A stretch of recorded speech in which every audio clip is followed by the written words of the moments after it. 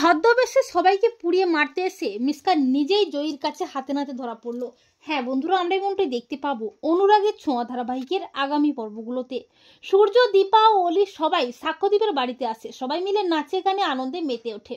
অপরদিকে মিসকা আবারও উঠে পড়ে লাগে সোনারূপা ও দীপাকে শেষ করে ফেলতে। মিসকা আবারও ছদ্মবেশ নেয়।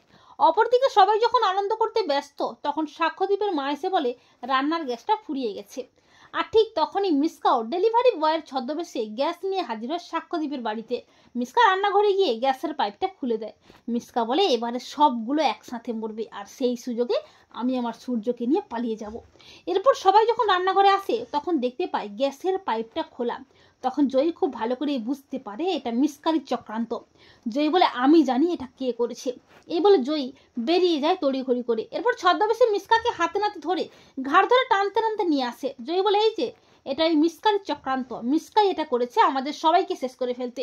ছদ্মবেশে মিসকাকে দেখে সবাই চমকে যায়। সূর্য বলে মিসকা আজ তোকে আমি শেষ করে ফেলবো। এরপর দীপা রুদ্রমূর্তি নিয়ে বলে তুই আমাদের শেষ করতে এসেছিলি তাই না, এবারে আমি তোকে পুড়িয়ে মারবো। তখন তবলা বলে দীপা ওর মতো পাপীকে মেরে তুমি তোমার হাত অপবিত্র করো না, আমার ডলুর ব্যবস্থা আমাকে করতে দাও। ওহো মাই ডলু বেবি। তো বন্ধুরা, তোমরা এটি চাও তো যে সবাইকে আগুনে পুড়িয়ে মারতে এসে মিসকা নিজেই যেন আগুনে পুড়ে মরে? কমেন্ট করে জানাতে ভুলো না তোমাদের মতামতটি।